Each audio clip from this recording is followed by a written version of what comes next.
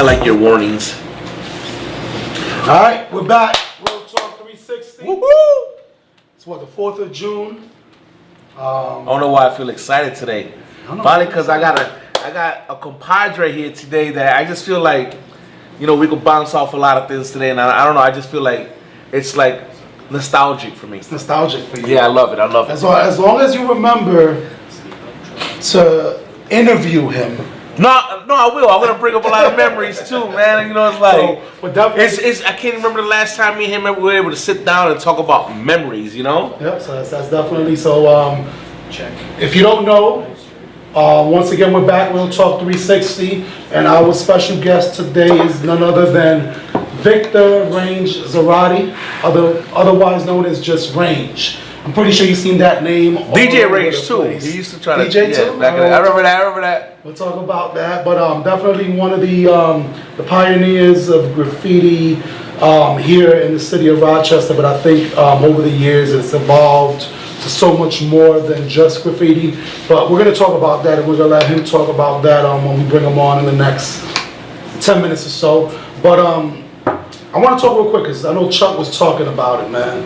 And it's just something that I really haven't paid too much attention to. I don't really care about it so much. But at the same time, since everybody else is addressing it, I want to just address it very quickly. What's up with this whole Kardashian clan? What do you know, just the last second before you said that, like, he's going to talk about this damn transsexual woman or guy, whatever. He's a man. Whatever. And you know what's funny? I don't know if it's true or not.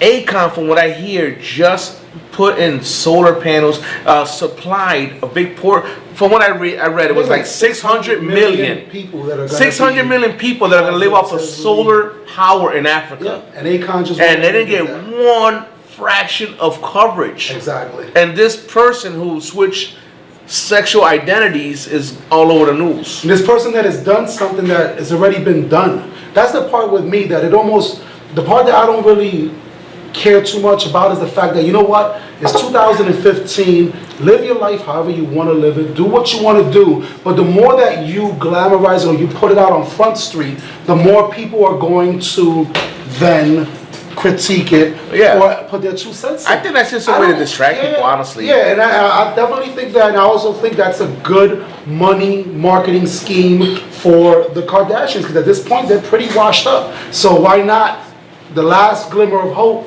Hey, you know what? I mean, you decided at 65 years old, 70 years old to finally make the change. So this wasn't with you when you were 15 years old? No, apparently it was. 20 years old? I watched the special, was it 60 Minutes or 2020? But why now when ratings are down? Why now when they're no longer relevant in the entertainment world like they once were?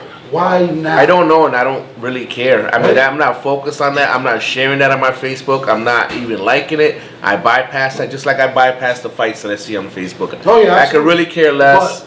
But it's crazy because it takes away from real stories. Yeah, absolutely. But this happens every day. Yeah. Every day there's real stories going on in the world, and all the media ever targets is the negative stuff.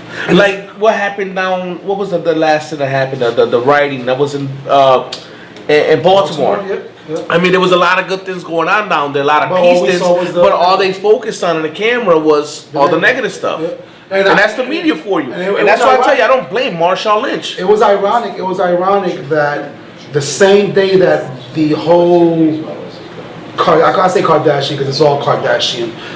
The whole day that happened was the day that the bill ended for the Patriot Act. The Patriot Act, some of the revisions and some of the things that had to be re-entered into office. It's funny you say that. Same day. It's so here we are. It's funny you say that really talks about invasion of privacy. It talks about them being able to do whatever they want, and all we get fed is this guy who, honestly, not for nothing, I knew he was a woman before he probably knew he was a woman. I mean, it's no, he knew he was a woman since it's pretty obvious he was a woman. He was always a woman. It's just he never.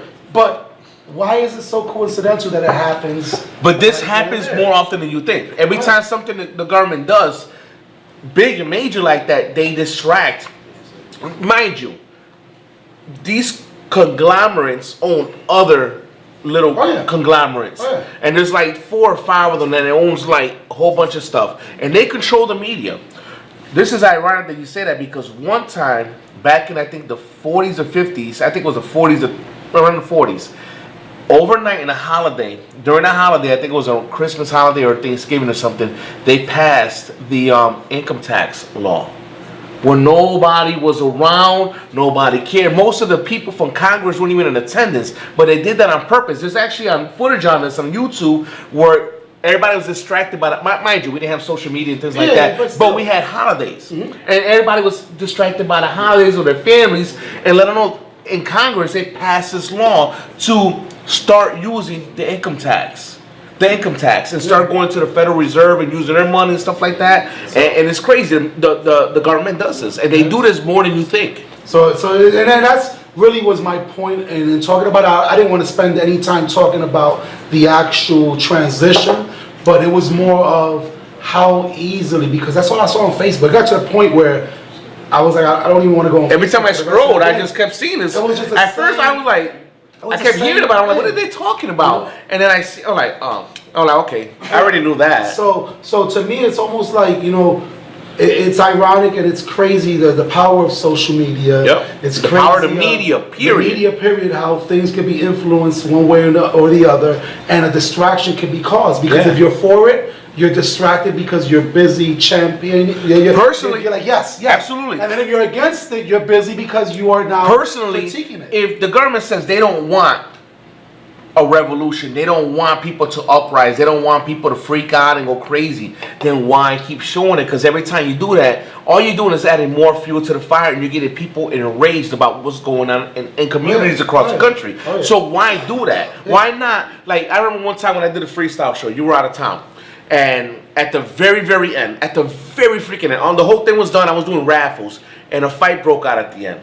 And instead of saying, no, I was like, pay attention over here, don't worry, I'm doing raffles. I let the security handle all that, and I try to draw the focus back over here. I didn't just say, fuck her up. I didn't do any of that. I try to draw the focus back over here. The media, on the other hand, goes, look at this problem, look at this negative, look at this negative, look at all this and look at all that. They're just trying to distract people. Yeah, definitely. And that's something that, once again, I want to go back to Akon, who is an ex-con, who was able to take something like hip-hop music, pop music, and was able to now make it so that he's actually personally benefiting up to 600 million people by installing solar energy, yet that doesn't get the media Do you know what? I had read this a while back. They said the money that they spent on the war, any war, mention any war, doesn't matter, just war. The money that they spent in war, they can actually cure heart disease. Oh yeah, but heart disease. But there's no money in either one. Homelessness and third world hunger. But there's no money in preventing wars, and there's no money in curing. Because if you cure everybody, then absolutely. No, the money's in prevention. I hear you. The money is in research. Well, I don't know if you knew this. The moment 9/11 hit, and I'm talking about the moment it hit, the stock of war bonds, weaponry, those companies, the stocks skyrocketed. Skyrocketed. So people anticipated that, the inside job then, and they had all the money in that, and they made billions of dollars off of that. Because there's money to be made in war. Oh yeah, there's money. It's two things that make money: is war and disease. Absolutely. And that's not going to go away. There's been wars since Listen, they made the money back on AIDS, and I'm sure they got a freaking cure for it, and all the medication that they have. They made trillions off of that. It's good, but there'll be something else coming along. Oh, absolutely, absolutely. They've already. By the way, have you heard of the what was it, Ebola? What was the last one was Ebola? Yeah. Okay, you know what was after the last election? You didn't hear nothing about Ebola? But leading up to it, all you heard was Ebola? Well, it's going to be like that. It's going to be something else. They desensitize us by giving us stories like that about the Ebola and scaring the living crap out of the average person.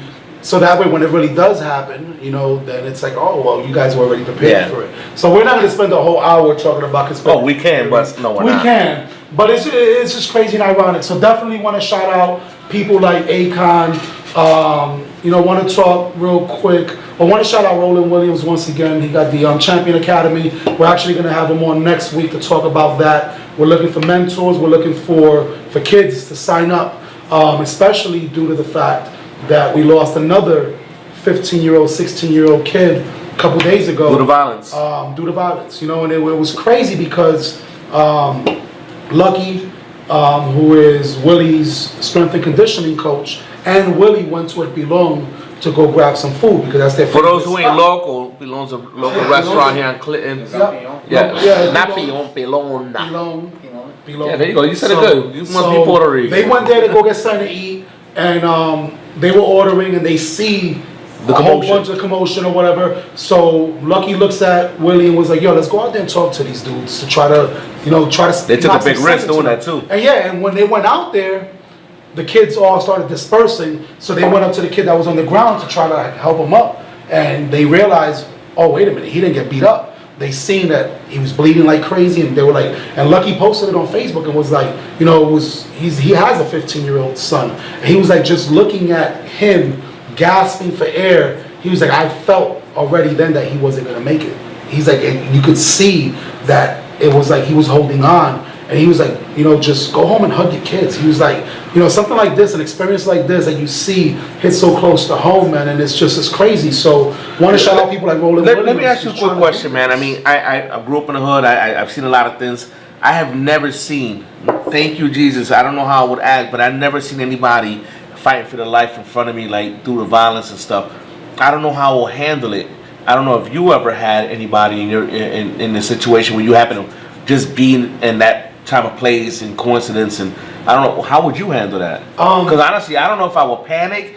I mean, first of all, I got a weak stomach to blood and all that stuff. So, and then just having someone's hanging out to dear life and clinging out to the life, and I'm right there. I mean, I don't know what I would do. I would hope that, you know, instincts will kick in. I can knock everything off to the side. And I always thought that I was gonna pass on when my kid's mother gave birth, but I was right there with everything cut to the Exactly, umbilical and cord. that's traumatizing as Yeah, well, yeah, that's different. So I think every situation, you know, and to answer your question, yeah, I've been in those situations, but I don't think in a situation where I was looking to help any individuals. Yeah. You know, so I think it was a little different, but still, I think every action or every situation is going to draw a different reaction, different, you know. So I think what you I just said hope is that I true. can jump to the Adrenaline occasion. will Yeah, pump in, absolutely. You know, but I mean, it's like people that go to war. I mean, think about the trauma that they endure. Yeah. You know, and it's crazy because they're walking 1 minute, the next minute They're losing their own bullets, friend. and they lose. Someone have been their own, serving you know, with, like, so- for years and they bonded with. So I think your instincts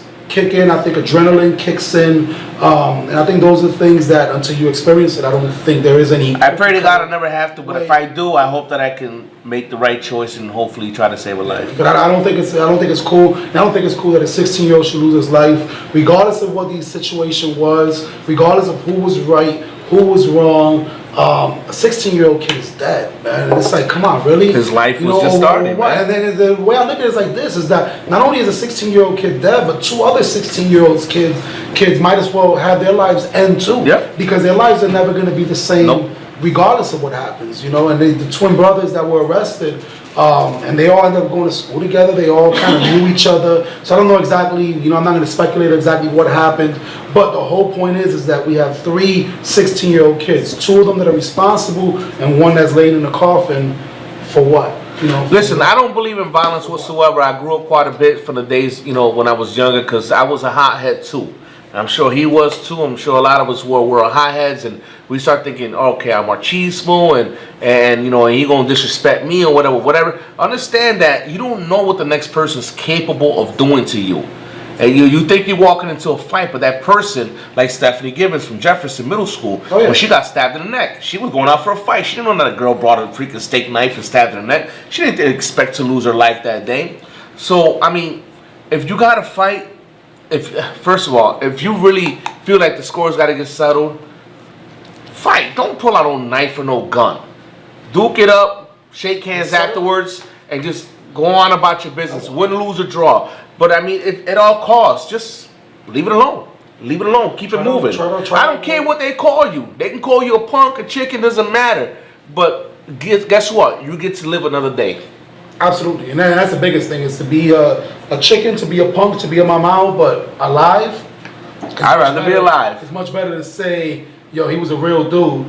Well, we're saying that. Let's pour, you know, some beer on for him. Nah, it's just that's crazy, a messed up way to go. You know, and the thing that really kills me is a lot of people, you know, they say, oh, things are really getting bad. No, things have always been bad. Yep. Whether or not you've had your eyes open to it, that's up to you. But things haven't really gotten worse. They are. I think they only look worse because there's more people. Because if you think about social media has made it so that it seems like it's worse. But if you look at the world in its own, we now have, what is it? Are we close to 7 billion people? Yeah. I know the last time we checked we were 6. But back in the 80s, yeah, I mean back in the 80s it was about 3-4 billion. There wasn't as many people. There wasn't as much anger. I mean we're like, honestly, we're overpopulated. And especially in the small cities, and people get frustrated, the economy's messed up. People just start living off of music videos, these kids, and thinking they can live the life. There's a lot of anger. People are losing their jobs. I mean, whatever it is, take that second and count to 10. And honestly, walk the hell away. Walk the hell away. Especially when you got things to live for, like if you have kids, or if you don't have kids and you want to have a life one day. Because not for nothing, I walked away from a lot of things. People call me names, but I didn't give a damn. But guess what? I'm hitting 40 years old, and you want to talk about statistics? I wasn't supposed to be here right now, and I am, and I thank God every day for it. I have 4 beautiful kids, I have a grandson, and I'm here.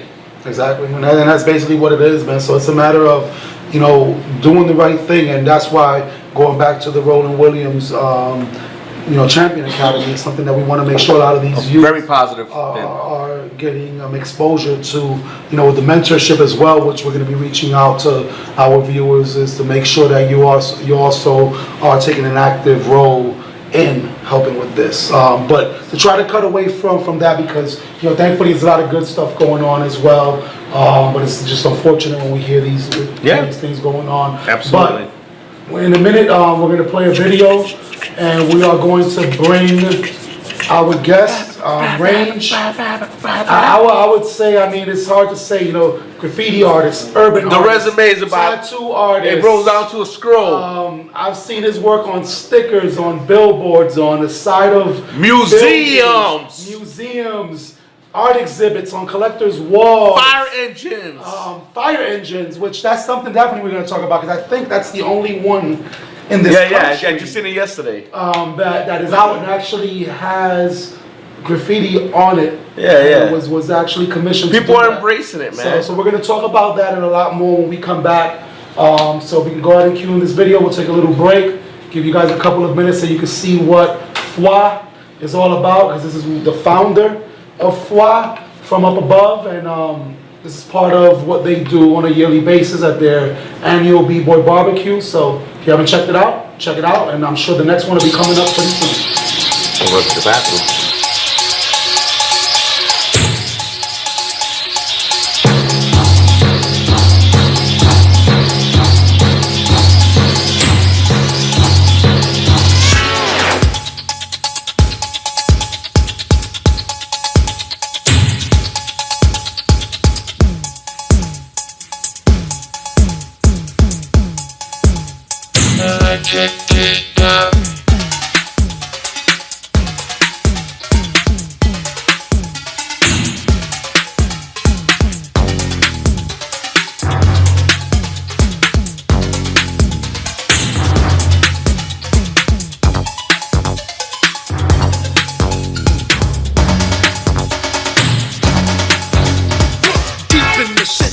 People live in the streets.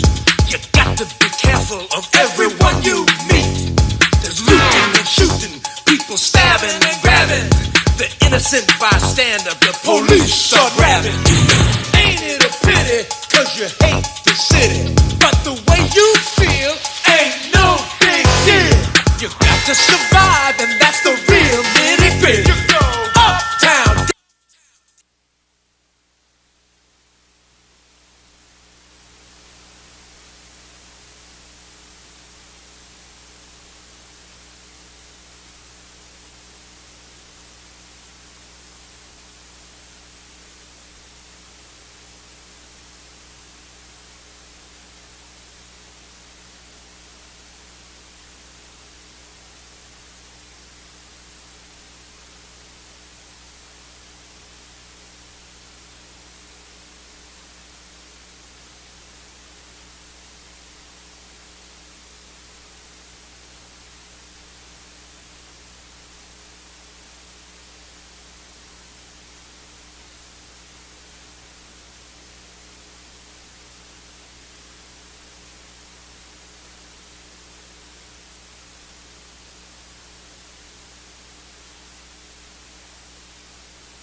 Ready? Make sure the mic's on. Yeah, bro. All right, we're back. I'm a little out of breath. You're a little out of breath? I ran to the bathroom and I had to wait in line. There was 3 midgets and a mule in there, and I had to wait. Well, you had to talk to the midgets. No, I had to wait till they got out. I like the midgets, but just say. All right, but so unfortunately, we had to cut the video short. yeah, we had to cut the video short because of copyright laws. We got to make sure we stay protected, and we can't afford to pay. We can't afford to get paid. Yeah, any fines. We're just trying to still get paid. We haven't found that out yet, so we want to make sure we stay at least zero. We don't want to go -0. Yeah, we can't go in the red. Then that's not good. But anyway, we're back. Of course, we wore matching shirts. Tag never wears matching shirts, but great I minds didn't think get alike. one. Great minds think alike. So we got the 25th year anniversary, which is actually what 2014. Now this is the 26th year. So we have none other than Mr. Victor Range Zarate up in the house. Zarate. Zarate. And real I've been quick, around the family long enough to know the name. just to make sure, and I know the answer to this, but a lot of people, what's your nationality? Mexican. Mexican, because a lot of people think and they assume you're Puerto Rican, right? Right. And you probably heard that all of your life. Yes. So I just want to make sure, for those that didn't know, he is. If you don't follow him on Facebook, make sure you do, because you will clearly know. He doesn't not represent his culture and his heritage, but a lot of people, I think, just assume he's Latino, he's got to be Puerto Rican, but no, we have Mexicans, we have Latino, we have Boricua, we have Dominicans, we have Cubans. We're a great melting pot. Absolutely. So where do we start? Where do we There is so much history here and such little time. Let me start a little bit as a prelude here. I was about 12 years old, 11, 12, somewhere around there, and I got gang related. And a buddy, the guy that got me involved in the gang, he had to give me a gang name. And for some reason, he gave me Tag Warner. And I liked the way he wrote it. Not because of the name, I liked the way he wrote it, so I stuck with it. So I just felt like I had to live up to that name. So I started going around tagging my brother, my boy Case. And I know Range as Victor growing up in number 9 school. I never knew him like that, but I knew of him as that kid. And I lived in the Flamos. We lived on Fiend Street for many years. Your mom still live there? Oh my gosh. Wow, the history. So fast forward a little bit, I heard that him and his brothers were into graffiti and stuff like that. They used to escape over to the Trussels, and they had buildings there. They had a memorial over there. Like, I mean, that was their escape. They would run away or leave the house and go bomb up the wall. And then my father, the only time he really wanted to, he didn't really want nothing to do with me and my brother, so he just like give us some money and just leave. So we would take the money and buy cans. And then when we got together with him one night, we were getting up and whatever, hanging out, and then one night we decided to go bombing. And we were deep. I don't know why we didn't get stopped by the cops. It was crazy. So we had about $60 between my brother and I, and we bought these cheap cans. Remember that night? We bought some cheap cans. It was him, Play, Psycho, Choo Choo, his brother Congo, me, Casey. There must have been almost 10 of us. And me and my brother bought cans for everybody. Those were the cheap cans. And that was our first bomb. And I think that was his first bomb outside of the Trussell area. And from that day, we were like inseparable for many, many years. I got down with the F.U.A crew. He had just finished reestablishing it with the original founder's younger brother, Richie. And I just felt like it was an honor because I remember hearing of F.U.A, like you would hear the Gigolos, the Clinton Boys, and Die Crew. F.U.A was that thin, I was like, oh my gosh, it's graffiti and all that. So I got down with them, and oh my gosh, we terrorized the crap out of the city. So where does this involve him? Hold on. I just want to make sure, because we already spent like 7 minutes. I'm trying to come up and look. Okay. So I just remember Range that one time, that was his, like, he was like in Candyland, and we went to Franklin. I don't know, should I just even, it's too late, I can't even use it. It was like a ramp for like people with wheelchairs back then. Yeah. That it was dark. You couldn't see down there. I don't even know how we did it in the dark, first of all, but he did a big blockbuster, Range, and he just stood there just loving it, man. Range has been, me growing up, and I was the guy that wrote Ugly. I didn't even care. I just wanted to be up. I was up everywhere. I lived up to the name of Tag One because I just felt like, that's my name, Tag. I gotta live up to it. But then when I got with these guys, it kind of inspired me to be more creative. and I started to draw, started to practice on my craft and get, you know, better and better. At one point, I was pretty nice, but then I let it go. I got into more my music and got into other things and so on and so forth. Hold on. Okay. But Range, he just kept going, flowing and flowing and flowing and going. Not just him, but his brother as well, and a lot of the crew members. And it's gotten to the point where it's not just local in the community, but it's global. And the achievements that these guys have gotten over the years, I'm nothing but proud of them. I'm so proud that I actually went to a good dear friend of mine, the mayor, Lovely Warren, and I called her up one day. Actually, I seen her, I said, Lovely, I need a favor. She goes, what's up? I go, you know the F.U.A crew? She goes, of course. I go, is there anything we can do for them to recognize them for all the things they did done in the community? She goes, of course. What do you want, like a proclamation? I said, whatever you want. I don't care. They're doing an art gallery show, and I want the city to recognize them for the things that they've done. Sure enough, she shows up. This is before she became mayor. She was still city council, and she came through and she recognized the F.U.A crew as community members, recognizing them for all the things that they've done. You gotta understand, man. When you go to they do the Beaver barbecues, they don't just do it just to do art. There's a lot of kids that go there and they are inspired, and they love the things that they do. So let's ask them, what exactly? Can you let me finish? Dude, like 10 I'm gonna minutes. cut you. Like 10 minutes. Hold on. Range is just sitting Listen, there. have I ever done this? It's 8:34. Never. I'm showing my gratitude here. Hold on. I'm just showing my gratitude here because you don't understand. This is like history. But this is not a tribute to Range. Sure. It's an interview with This Range. is a tribute. I hear you. It's a tribute to him and the F.U.A crew, man, for what they done. Okay. I want to Okay, so but I want to make sure he speaks. I'm gonna cut him. You want to know something funny though about that proclamation thing? Yeah. It was a real humbling experience. I'm like, wow, that part about it was cool, but like kind of in a messed up way. When I went home, I was kind of like, yeah, we won the war. You know what I mean? Because we've been tagging and doing all this stuff and going back and forth with the city, and it all started illegit. You know what I mean? Yeah. And it's like, it wasn't as easy as it is now, No. So for the actual somebody from the city to, She didn't have to do that. Just because I asked, she didn't have to do that. Well, right, you know what I'm saying, but between She all could have the just said, "I hardships don't want nothing to do with that. It's illegal." and all of that, it Yeah. was kind of like, you know. But that goes to show how prevalent you guys were in the community. That goes to show how well known you were in the community. Because even though what you were doing was considered illegal, someone in the city council decided that, hey, you know what? They're still part of this community. They're still making an impact. Whether it's the right impact or the wrong impact, they're making an impact, and you guys Right. work. Well, I know now, like our impact, of course, is way more positive than it was, absolutely. back then. Oh, but, the war wanted big time, so it was just cool that, to me, I just, because I've been doing this for, since I was like 11. Speaking of that, 12, speaking of that, Range, tell us what made you draw? What made you want to get there? Tell us from the beginning of the day the Range was born. Well, people don't, some people don't know, some people do, but I've always been an artist. I've always wanted to draw.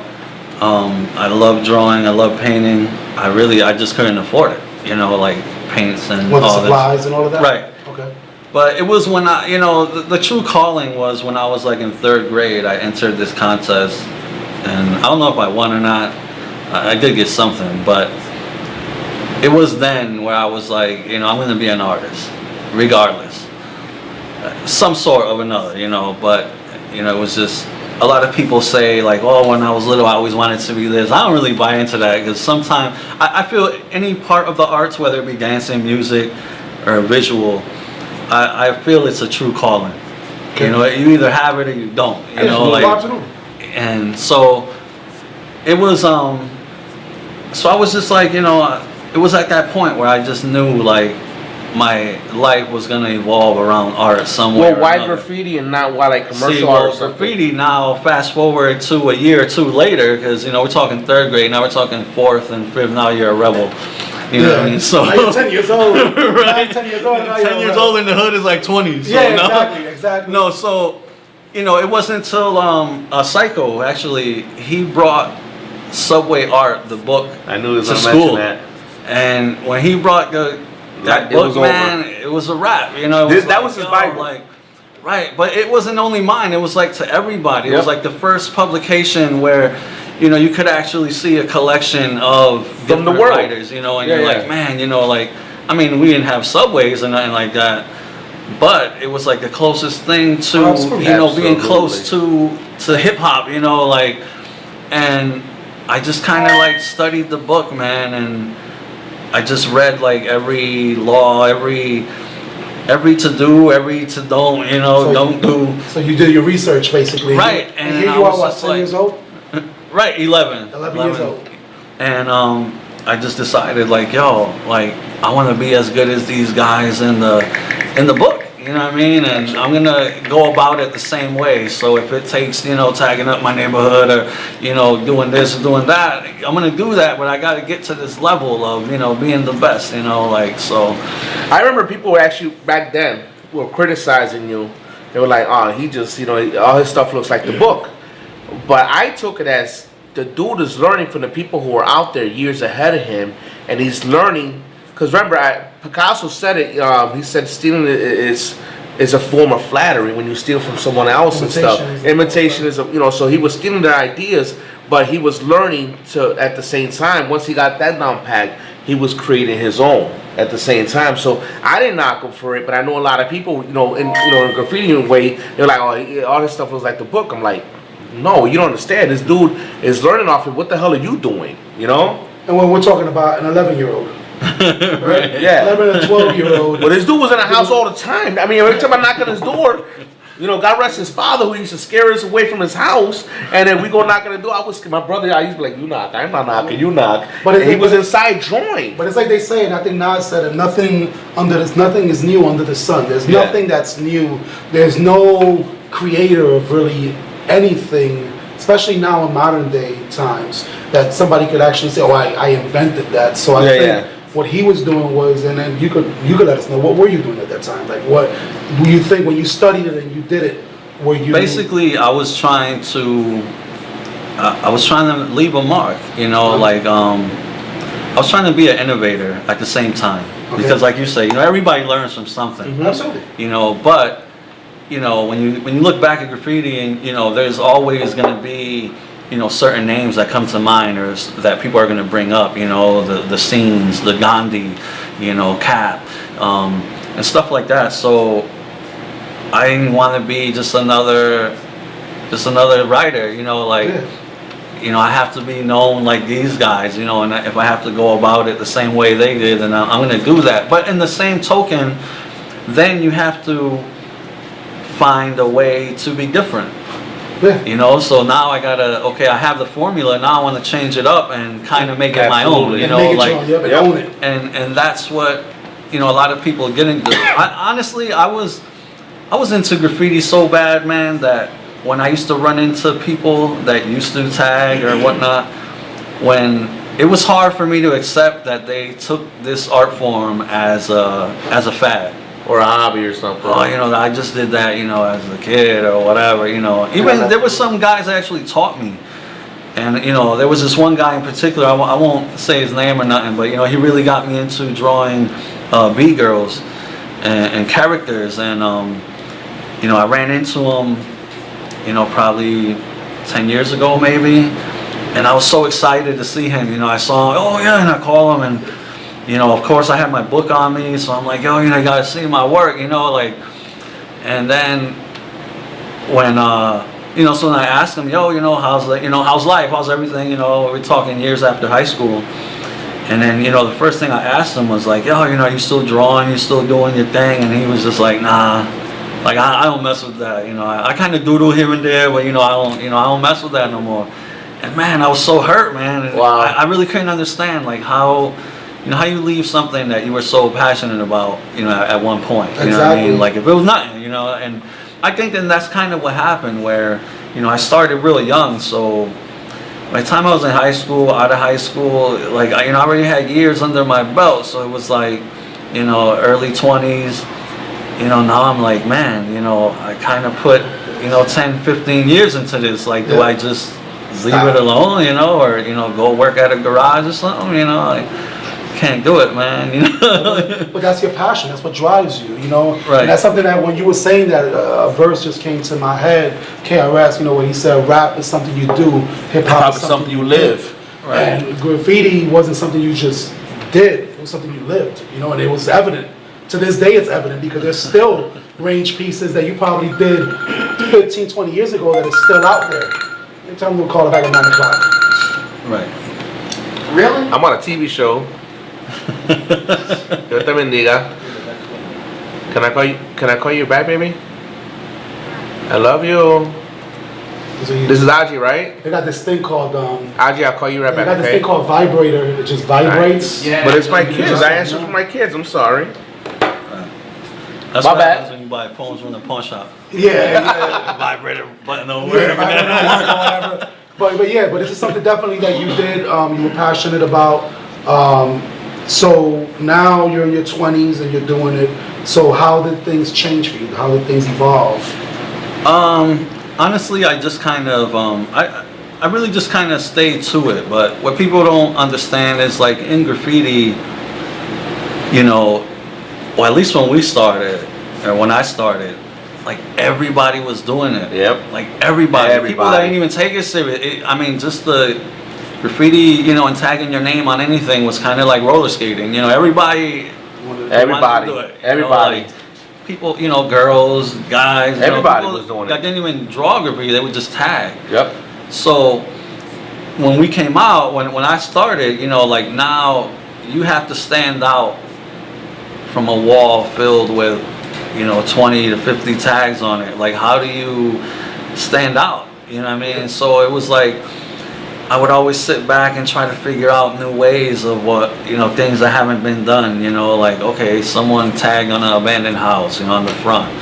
But has anyone ever painted the whole side of the abandoned house? It's true, because back You know, then, like, all of us were concerned, especially me. All I wanted was my name up everywhere, and everybody else was tagging. But he would, I mean, the first night, he didn't just tag, he did a blockbuster, and he wanted more. He wanted to do bigger things. Well, everybody else was like, I want my name up. He's like, I'm gonna put my name up, but you're gonna be able to see it from Google Earth, you know? Right. So, I mean, and then that kind of stuck with me, you know, so it's like, and plus, you know, I'm stubborn by nature, so if me and you both have a blank sketchbook and, you know, we start talking about how, you know, no one has ever filled one up in 20 days, I'm gonna be that guy to fill it up in 20 days, you know, and it might take me a couple of tries, but I'm still gonna do it, you know, like. How many books you got now? I like 30. 30 books. Around there. You still have your first ones? I have them all except one that I got snoozed, but we won't talk about that. So for those that don't understand, the books are like what? It's like the holy grail for you, right? It's like your Right, well, the black book, masterpiece. yeah, black book, sketchbook, piece book, it was kind of like what the internet is today. You know, you would collect different drawings from different guys and your book would travel around, and, you know, if you were lucky you got the good guys, you know, hit your book up, and if not, you know, it gets stolen. Yeah. But, you know, but that was like the main communication thing right there, you know, like it would travel and somehow make its way back to you was like the cool part of it. Gotcha. Range, what were some of the greatest things that you've done throughout your career of graffiti? I know you've been in museums, you've done things with kids, you know, in classrooms or whatever. Name some of those things, talk about some of those things. Man, there's been quite a few, you know, but there's some funny ones, you know, like for instance, like when tagging was like real big, again, you know, like there were certain things you wouldn't write on, certain things you would, you know, I never like tagged on churches or people's houses, you know, deliberately or nothing like that. Deliberately. But, right. But I remember one time the Department of Social Services, the welfare building, was on East Main Street. And I remember coming back and forth on the city bus, and every morning the line would come out the door and alongside the building, you know what I mean? So of course, I was like, yo, I gotta hit that, you know? Like, That's a good, you know, the good viewers there. right, you know, so I remember going one night and just like, I started out like I was gonna do a tag, and I kind of hesitated. I figured, well, if I get in trouble or if I get caught doing a tag, it's gonna be the same thing if I do it big. You know what I mean? So I did this big range on the side of the welfare building right on East Main Street. And then the thing is, it's kind of like diagonal. Yeah, yeah. So it faces East Main. And the next morning, it was like, by the weekend, man, I was the man. In the hood, like yo, like everybody saw it and was like, yo, like you're crazy. Like. But that's the beauty of it. Right, at the end of the day, it was just like, yo, it's cool, and like that was more like on the, like on the tagging thing and getting up. But like recently, like probably a year or two ago, I just I painted a fire truck for the Hudson Avenue Fire Department, and I went to school with Neil. Neil, yeah, we went. Yeah, so he hit me up, and at first he told me they were looking to have a contest at first, and then they kind of changed their mind. He was like, oh, you came to mind, so I asked them. Actually, real quick, I gave him your number. Oh, I remember, so there you go. I remember Neil hit me. That just came to my mind. Neil hit me up. I was like, yo, I need to get a hold of range.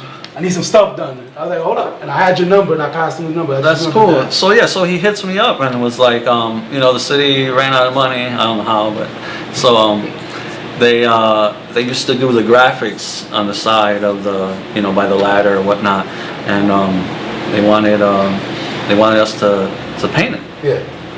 So I was like, yeah, of course. And I didn't get paid, but I volunteered. I figured it was like giving back. I think firemen are cool. I kind of grew up with my godbrother was a firefighter, so I thought it was cool, and I was like, all right. And the funny part about this is, I graduated from MCC, by the way. Yeah. No, but so when he first told me about it, I did this layout on the computer in Photoshop, and I kind of took what he wanted. We want a firefighter, we want our badge. The name of the truck was like Truck 6, the number. Yep. And so I put this drawing together in Photoshop, and I just kind of put a bunch of things together, and I figured, I'll airbrush it or whatnot. And so I present it to him. I go and I meet with the captain, and Neil was like, all right, cool, whatever. And when the captain sees it, he was just like, no, we don't want this. I was like, what? And I'm like, oh man. So here I am trying to be all professional, because that's what I learned in school, And the captain was like, nah, man, we want what we see when we drive by every day. So I was like, oh, okay, well, you want like graffiti, you know what I mean? Like, he's like, yeah, the same thing I do on the walls, that's what we want on the truck. Wow. I was like, all right, I'll be right back, man. You know what I mean? Because they had to have a sketch, though. Because then he has to, show it to someone else. So I was like, oh man, this is dope. Like, so I go sketch out some graffiti letters. Truck 6, put their emblem, do a b-boy with firefighter. Like the whole thing. And so I go back and I'm like, as okay. a captain asking for that, that's crazy. Right. So I go back, like, okay, how about now? Here you go. And so they were like, yeah, cool. When can you start? Whatever. They brought me the panels, and I kind of painted them up, and they got them done up, and and then Neil later told me that there's no other thing like that in the world, or at least in this country, in the U.S., where they actually someone has a running fire truck with graffiti on it. So but that's a true testament to what you did, and when you look back. And you talked about it earlier when Lovely Warren gave you the proclamation. It's like kind of an affirmation that, what I'm doing, I'm supposed to be doing, right? Right. It's kind of like one of those things. And what was cool about that too is, like I said, in a culture, because graffiti to me is a culture, and a culture filled with hundreds of thousands of artists. Again, how do you stand out? How do you cement your name in history, and to me that's kind of important alongside, passing, the torch to somebody and, giving. Do you feel you've done that, or what do you think it's gonna take for you doing things like that, But that's locally. I can sit back, but in the world, no one, in the U.S., no one has done that. So when someone says, "Oh, I'm the only writer to hang off the Brooklyn Bridge and do that," that's cool. I respect that. But I'm the only writer who has get a fire truck, and to them it's like, "Oh, where all right, cool." So you gotta like keep you know, keep setting the bar, you know what No I mean? doubt. And try to do, you know, you gotta outdo, you know, What you like, what you the next like. guy. Range, you know, just and walked see into what's your up. 40s like we walking into, and what I mean. You got that before us? Range is like, what, you about a year or two older than me?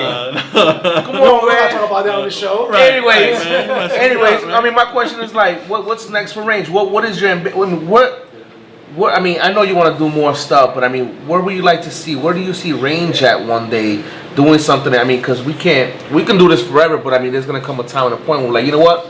I'm content with this. Honestly, I don't think I'll ever be content. Man. Teaching or I something. don't. You see yourself teaching one day? I would hope to teach, you know, in the long run, but at the end of the day, like, you know, I heard you guys talking about the violence, and, you know, people don't really understand how, you know, being in your 40s and growing up where we grew up, you know, that's a feat in itself. Yeah, you know what I yeah. mean? You know, I can count, you know, handfuls of friends that I've lost along the way. So when you kind of realize how, you know, precious time is, you know, you want to, you know, do as much as you can, you know, and, you know, right about now, I'm paying on anything. You Absolutely. know, so it's like, I'm always trying to, anything I can get my hands on artistically, I'm gonna try it. You know, I just bought like. Is there something you haven't done that you want to do? Nah, I just got into oil painting, Yeah, which I've and seen. I don't know why. Like everybody's so intimidated of oil painting. I'm really just more intimidated of the price of the oil paints. Of You the know what oil I mean? paints, But which is why you know it's that expensive. right. You know, but it was kind of cool. You know, I kind of you know, it's definitely has its pros and cons. You know, but it's really just about trying to do things that others haven't done yet, you know, and trying to be a voice for people that. Any of your kids pick up the stuff? No, a funny story, my oldest son, he tried to get into drawing when he was younger. And when he thought, because, you know, he's Ranger's son, you know, he was just going to magically start drawing, you know, good. And when he realized that, you know, that it takes practice. Yeah, and absolutely. he was like, I'm not into Really? No, like, nah. You don't wanna invest the time. Right. I'm not going to draw, you know, fresh right off the bat. Like, I'm not going to get into that. I thought it was funny. But yeah, you know, the thing is, you know, people see that if you have a gift, you know, you should share it. You know, like what good is No it if, you know, you get an education and just kind of lock what you learned away, you know, and, you know, I think that if you have the ability to voice or to do something for people to see, Inspire them. then you should do it, you know, Absolutely. and, you know, if your voice is worth 100 more voices, if everyone got together, that's a couple thousand. The look on you know, those kids' off the bat, faces, man, those you Beaver know, barbecues, man, they're just like, Yeah. they're in awe. And They're in awe, man. That's one thing that I definitely want to touch on as well is the B-boy barbecue. Because how did that come about? Like what? The B-Boy Barbecue started with Pose 2 started it in Philadelphia. Okay. Actually, Zone and Snow are more responsible for bringing it to the Rock. Okay. And it's just Is mainly that happening this year? yeah. Okay. B-Boy Barbecue August 8th and 9th. It'll be at the Subway. I'll be at the Oh, it's Subway. gonna do the Subway now. Okay, because It's I know gonna be y'all the planned it Subway. last year, the year before or something. That's It what's didn't up. pan out. Hopefully Okay. That's everything what's will up. roll smoothly and That's what's up. Yeah, the power down there, or we're gonna be doing the power from the street light. yeah, we're gonna go old school. We're Nah, we're gonna bring Oh, we generators. should. I understand. We should be able to tap right into the freaking RG&E. We can talk to Milton, be like, yo, Milton, how can we Just tap send into us that a- substation? Send us an extension cord. Yeah, or send us an something, extension you know. cord, and we can go ahead and do this. But no, basically it's just kind of like a showcase of graffiti where, you know, we invite artists from You all got way over. more wall space down there too, And, right? Yes and no. Do you feel I you're mean, gonna be taken away from Clinton? Because Clinton's every year is used to having a facelift, new walls, new designs. You know, just Yeah, but- so they're not gonna have it this year. No, but at the same time, like some of the guys that came last year and even the year before that we painted over, it's like if other neighborhoods were open to kind of let us do that, but you know it kind of sucks when you have like real, you know, headliners, you know, Yeah. come down to paint and then you know we got. You say that. How far did they travel? I mean, we've had people come from as far as Japan, you know, Italy, you know, it comes to the B-Boy Barbecue. So it's like to kind of go over their piece, you know, it's like, man, you know, why can't we just let it run and paint somewhere else? Or, you know, so we figured this year, and then last year being our 25th anniversary, you know, at least let the pieces run, you know, a little longer, you know. And there's some beautiful pieces over there right now. Oh yeah, man. There's some beautiful pieces. There's the one is I don't know where she was from. She was the one that did right outside of the sneaker store. It's a female. It's a woman. Oh, she's from here. She's from here? Yeah, I can't remember her name. That painting is nasty because it's graffiti, but yet it's just regular art. It's like she was able to take everything and just put it into that one, and the eyes are just ridiculous, man. I don't know, you know what I'm talking about, but it's right there. Yeah. But there was a lot of little pieces there, so it's like, how do you get rid of that? How do you paint over that? I remember my cousin Snow coming to me one day. He's like, "Yo, Tag, I want you to reach out to Lovely again." Yeah, like I got a hookup like that. She's mayor now. She's not gonna give me the time like that. He goes, "Yo, I want to turn Clinton into a art district." I'm like, "All right, your wish is my command." I'm like, "What do you want me to do?" So I mean, she's been very, very hard. I'll see her, we'll talk, but it's like I don't have that same. She doesn't have that same. You know, it can be. But I think it's possible. I think it's a great idea. I just have to find that moment with her to talk to her and try to find a time to hook you guys up with her. So you guys can talk there's so many about things that have to happen on Clinton Avenue. I think in addition to that's probably what it is too, because La Maqueta is still just sitting waiting around. It's been sitting there for years. So there's so many different projects. But the B-Boy Barbecue is going to be, you said, on the 8th and 9th at the old Subway, which is going to present a beautiful backdrop.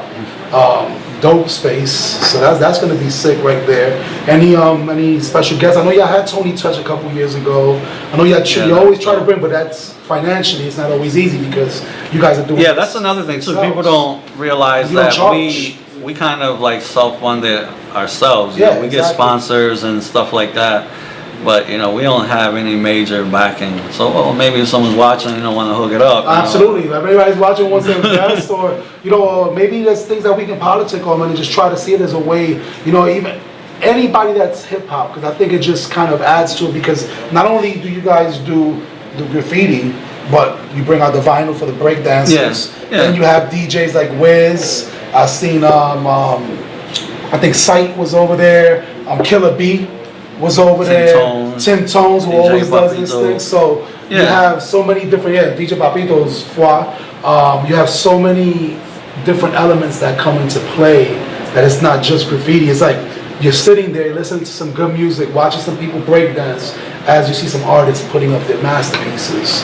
And you guys are there, what, 7, 8 hours, 9 hours? Yeah, you guys start sometimes like a day or two, right? Ahead to paint the walls, get ready, and sometimes start your sketches out and then like finish them up that day, right? It depends on it all depends, especially the weather. Yeah, that's this year it rains. So no, this year it rained. Every year it rains. We try to kind of beat the rain, man, but you know. Yeah, one year was a downer. I remember that. So that's cool, man. So we're kind of getting towards the end of the show right now. So you know, I know that you had your work show. I think it was the Metropolitan Art Museum here. Was it that you had like a museum exhibit? You and Carmelo, if I'm not mistaken, right? Oh, Melo. Yeah, the Memorial Art Gallery. The Memorial Art Gallery. The Memorial Art Gallery.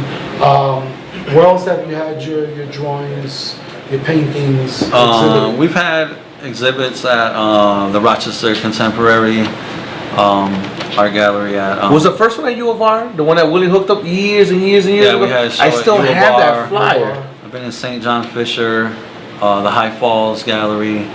High Falls quite a few galleries. Yeah, they used to have one. Oh, they used to. Okay. So these are establishments that normally wouldn't cater to the urban demographic, right? And here they are catering. So that goes a lot to show what you bring to the table. You know what I'm saying? And they wouldn't just let anybody in. And I think that we need more of that, man, because we need to expose more people to this art. Because it's, you know, we got a lot of artists in this building. A lot of artists in this building. And have you been here on the first Friday? Yeah. Yeah, that him and I are working on is trying to expose more of our urban people to this building, because you don't really see it enough. You don't really see it enough. It's like, it's almost like people bring their wine on first Fridays. A lot of the people that come here, not that it's a bad thing, usually are from the suburbs or they're more from the eclectic neighborhoods, but they're not really from the hood that we know. Right. And it's like, why not expose, you know, their minds to some of this work as well? And right, they do have some good stuff though. I can't front. A lot of good stuff. I come a lot of times. I call it brain food. Anytime I can go somewhere and, you know, check out artwork or another shop or, you know, stuff like that, I call it brain food. Absolutely, and that's just go, just really just to suck everything in and kind of like see. My memories of hanging out with him all the time. He's always been quiet, just checking his surroundings, just checking something. Yeah, but he's checking trying to figure out where he's No, going. but you know what? It's funny. It's funny because then we'll get together, we'll do a wall, and I'm like, he just incorporated what he was looking at last week. You incorporated into one of his drawings. So Chuck, don't be surprised if tomorrow when you open up, there is a big piece somewhere, just range, like. On your car.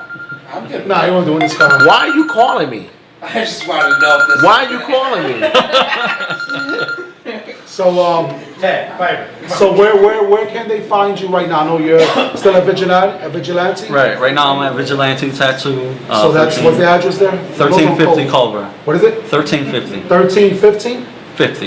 1350 Culver Road, and you guys do tattoos. You guys do a lot more than just Airbrushing? graffiti. Yeah, I do airbrushing, Airbrushing. artwork, t-shirts. And you guys once in a while do some kind of like when you guys put your like an art show when you sell stuff, Yeah. like an expo or something, right? To Yeah, raise some sometimes money? we have like 8x10 shows where we do 8x10 canvases and we sell them, and then the proceeds go to the barbecue. So that must be coming up soon, right? yeah, we're trying to put one together now, like before, probably like for next month, trying to put something together. And that's another thing that I'm glad you pointed out is I know you did the Thanksgiving food drive where you were raffling off artwork for canned goods. Yeah. You know, that's something that a lot of people don't do. They don't share their gifts in that way. You know, and you were actually giving away original pieces. Another thing that I love that you did that I can never get to, which you need to start again, is leaving your pieces at random places throughout the city. Yeah. You were doing that? Yeah. And he would post it on Facebook. And they were big too, man. Yeah, there's no big pieces. And he was like, You I'm like gonna- hide them and he's you like, like I'm let gonna people leave look for them? this here in about 15 minutes. I'll let you know the location. And then in 15 minutes, location is on. And by the time I go to check to see where it was, claimed it, somebody already got it. That's dope. Well, see, that is more like artistic in a sense where it's kind of, again, someone gives a lot of people, a lot of like known artists, well-established artists, they'll give away artwork, or whether it's for a raffle or an auction or whatever, but it always has like some kind of contingency to it. You know, and it's like, and to me, and sometimes it's like something small when you know that you're capable of giving something way better than that painting that was probably laying around your office or your, you know, your gallery, you know, but again, you know, you're like barely making the cut. Gotcha. You know, like, yeah, I gave that. The B-side for rap artists. Yeah, the yeah, B-side, yeah. Right, you know what I mean? So, okay, you want to give, you know, you want to give back, I'm going to show you how you give back big, you know what I mean? I'm not going to limit the creativity or anything. I'm going to do these pieces as if I was selling them or if I was going to hang them in my own home and I'm just going to give them away. Can you draw Chuck? I'm not- Chuck needs a caricature. Yeah. Put him in like a B-boy style. The B-boy slash Charlie Harper. So, Slash Charlie Harper. Charlie So- Harper. That's and that should be the name of the character. Slash Charlie Harper. Slash Charlie so Harper. Vigilante Tattoos, 1350 Culver Road. They can find you on Facebook, of course. On You got a Victor website? Range No. Zarate. Facebook, Instagram, Instagram, Range F.U.A. Twitter, but I Instagram. only tweet like once a month just so So don't even I go, can don't say even go I to have Twitter. Twitter. Don't even go to Twitter. Wait, you're on Facebook because you can't find a tag here. So Tag is right here. the tag and it's so okay. Let's make sure the names are correct. So he's on there. So we're getting ready to wrap up. So any last words that you got for aspiring artists out there, for people that want to follow in Range's footsteps? Honestly, I would say it's more for the parents of these younger artists that, you know, there's a lot of parents that still live under the stigma that, you know, art isn't gonna, you know, make you a ton of money or whatnot. But it's really, you know, promoting what your kids love to do. And if you're a parent and you have a child that loves to draw or paint or Push 'em. whatever, yeah, push them to the limit, man, you know, and really support, you know, what they do. You know, maybe they'll start off painting on canvases instead of the neighborhood. Exactly. So there won't be a lot of ranges. Well, there's only one range out there, but there won't be a lot of copycat ranges out there. I remember walking with him on Scranton one day. Someone threw out well, we got to throw it out as a cardboard for the actual hood range, a stove.